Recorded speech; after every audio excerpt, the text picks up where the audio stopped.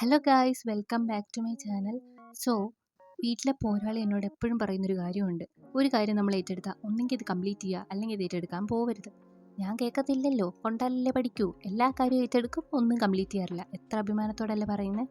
അപ്പോൾ അതിന് ഏറ്റവും വലിയ എക്സാമ്പിളാണ് ഈ ഒരു മണി പ്ലാന്റ്. കസിൻ്റെ വീട്ടിൽ നിൽക്കുന്ന കണ്ടിട്ട് കാവടി തുള്ളി എടുത്തിട്ട് പോകുന്ന അപ്പോഴേ പോരാളി പറഞ്ഞു, വേണ്ട, നീ അത് വെക്കത്തില്ല, എടുത്തിട്ട് പോരണ്ടാന്ന്. കേട്ടില്ല.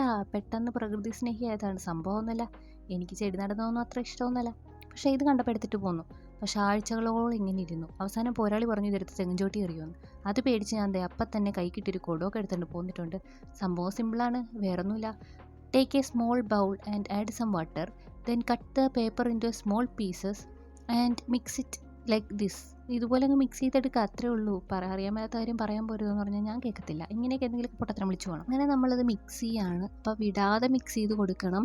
നല്ല രീതിക്ക് കൈ കഴിക്കും, എന്നാലും നമ്മൾ വിട്ടു കൊടുക്കാൻ പാടില്ല. നന്നായിട്ട് തന്നെ മിക്സ് ചെയ്യുക. അവസാനം ഒരു കഞ്ഞി പരുവത്തിൽ എത്തുമ്പോഴേക്കും നമ്മൾ അതിൻ്റെ വെള്ളം കൊണ്ടാൽ കളയണം. അപ്പം നമുക്കത് ഇതുപോലെ കിട്ടും. ഇവിടെ ഒരു കാര്യം ശ്രദ്ധിക്കേണ്ട എന്നാന്ന് വെച്ചാൽ, നമ്മൾ വെള്ളം നല്ല രീതിക്ക് പേപ്പറിലാണ് കളയണമായിരുന്നു. അതുപോലെ തന്നെ ഗ്ലൂ നന്നായിട്ട് ആഡ് ചെയ്ത് കൊടുക്കണമായിരുന്നു. ഇത് രണ്ടും ഞാൻ ചെയ്തിട്ടില്ലായിരുന്നു. അതുകൊണ്ട് തന്നെ എനിക്ക് നല്ല പണി കിട്ടി. അത് ഈ വീഡിയോയിൽ തന്നെ കാണാനും പറ്റും. അപ്പോൾ അത് ഇതുപോലെ നമ്മൾ മിക്സ് ചെയ്യുക. അപ്പോൾ നമ്മൾ ശത്രുക്കളെയൊക്കെ ആലോചിക്കുകയാണെങ്കിൽ നമുക്ക് നന്നായിട്ട് മിക്സ് ചെയ്തെടുക്കാൻ പറ്റും. അങ്ങനെ നമ്മൾ നന്നായിട്ട് മിക്സ് ചെയ്തെടുത്ത ഈ ഒരു സംഭവമാണ് നമ്മൾ ഇനി നമ്മുടെ കൊച്ചു കുടത്തിലോട്ട് വെച്ച് കൊടുക്കാൻ പോകുന്നത്. അപ്പോൾ നമ്മൾ കുടം എടുക്കാൻ, എന്നിട്ട് ഇത് ചുറ്റും നമ്മൾ പേസ്റ്റ് ചെയ്ത് കൊടുക്കുകയാണ് ചെയ്യുന്നത്. അപ്പോൾ ഇത് ഇളകി പോരത്തൊന്നുമില്ല, ഇതുപോലെ ഒട്ടിയിരുന്നോളും. ഇവിടെയാണ് യഥാർത്ഥ പണി എനിക്ക് കിട്ടാൻ തുടങ്ങിയത്. വേറെ ഒന്നുമല്ല, വെള്ളം ഉള്ളത് കൊണ്ട് തന്നെ നല്ല രീതിക്ക് അത് പ്രസ് ചെയ്ത് വെക്കുമ്പോൾ വെള്ളം ഒഴുകുന്നുണ്ടായിരുന്നു. അവിടെ മൊത്തം വെള്ളം വീണു.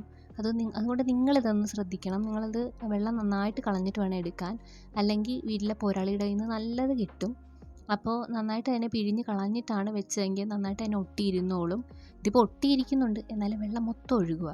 ഇത് കണ്ടിട്ട് നിങ്ങൾക്ക് ആരെങ്കിലും ഓർമ്മ വരുന്നുണ്ട്? എനിക്ക് ശകുന്തളേനെയൊക്കെ ഓർമ്മ വരുന്നുണ്ട്. പുള്ളിക്കാരിയുടെ ഈ ഒരു കുടവും ആ ഒരു കയ്യിലും കലയിലൊക്കെ ഒരു സംഭവമൊക്കെ വെക്കുമല്ലോ, പുള്ളിക്കാരിയുടെ കുടം ഇതുപോലെയാണെന്ന് തോന്നുന്നു. അതെന്തെങ്കിലും ആവട്ടെ. അപ്പോൾ നമ്മൾ ഇതുപോലെ വെച്ച് കൊടുക്കുക. അപ്പോൾ നമ്മൾ പകുതി മാത്രമേ ഇതുപോലെ പേപ്പർ കൊണ്ടിട്ട് കവർ ചെയ്തെടുക്കുന്നുള്ളൂ. മൊത്തത്തിൽ നമ്മൾ ആ കുടം മൊത്തം നമ്മൾ കവർ ചെയ്യുന്നില്ല. ഏകദേശം ഒരു ഹാഫായിട്ടാണ് നമ്മളത് കവർ ചെയ്തെടുക്കുന്നത്. അങ്ങനെ നമ്മൾ ചുറ്റും നന്നായിട്ട് തന്നെ കവർ ചെയ്യാനുള്ള പേപ്പറും എടുത്തിരിക്കണം. അങ്ങനെ കവർ ചെയ്തെടുത്തതിന് ശേഷം നമ്മൾ ആ പിടിച്ചിരിക്കുന്ന പൊക്കത്തെ പോർഷനിൽ ഇതുപോലെ കവർ ചെയ്യുക. എന്നിട്ട് നമ്മൾ വെയിലത്ത് ഉണക്കാൻ വെക്കുക.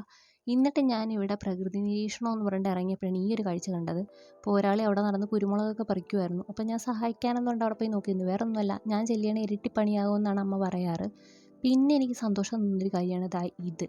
ഒരുപാട് ബൾബ് അവിടെ കൂട്ടിയിട്ടിരിക്കുന്നായിരുന്നു. കുറച്ച് നേരം അതിനെയൊക്കെ നോക്കി അങ്ങ് നിന്നു. അങ്ങനെ എൻ്റെ മടി കാരണം കുടം രണ്ടാമത്തെ ദിവസമാണ് ഉണങ്ങി കിട്ടിയത്. പിന്നെ എനിക്കൊന്നും പറയാനില്ല, ഞാൻ എന്നെ തന്നെ സമാധാനിപ്പിച്ചു, ഞാൻ കാരണമാണല്ലോ. പിന്നെ എനിക്കിത് എന്തിൻ്റെ കേടാന്ന് എനിക്ക് അറിഞ്ഞുകൂടാ. ആ കുടം മര്യാദയ്ക്ക് ഇരിക്കുന്ന കണ്ടിട്ട് എനിക്ക് അങ്ങ് പിടിച്ചില്ല. അതുകൊണ്ട് എന്താ, അതിനെ കൂടെ പെയിൻറ്റ് കൂടെ അടിച്ചു കൊള്ളാം. പിന്നെ എന്ത് നന്നായി കിട്ടിയാലും അവസാനം കൊണ്ട് കല ഉടക്കുന്ന പരിപാടി എനിക്കുണ്ടല്ലോ. അതുകൊണ്ട് ഇത് അത്ഭുതപ്പെടാനൊന്നും ഇല്ല. പിന്നെ എന്താ, അതിൻ്റെ അകത്തോട്ട് വെള്ളം ഒഴിച്ചു. വീടില്ലാത്ത നമ്മുടെ അനാഥനായ മണി പ്ലാന്റിനെ അതിൻ്റെ അകത്തോട്ട് വെച്ച് കൊടുത്തു. എന്തായാലും ഇത് കണ്ടപ്പോൾ വീട്ടിലെ പോരാളി ഹാപ്പിയാണ്, അത് കണ്ടപ്പോൾ ഞാൻ ഹാപ്പിയാണ്. അപ്പോൾ എങ്ങനെയുണ്ട് നമ്മുടെ മണി പ്ലാന്റിൻ്റെ വീട്? എനിക്ക് എന്തായാലും സംഭവം ഇഷ്ടപ്പെട്ടു. പിന്നെ ഈ മണി പ്ലാന്റൊക്കെ വീട്ടിൽ വെക്കുവാണെങ്കിൽ മണി കിട്ടുമെന്നൊക്കെ ഞാൻ കേട്ടിട്ടുണ്ട്.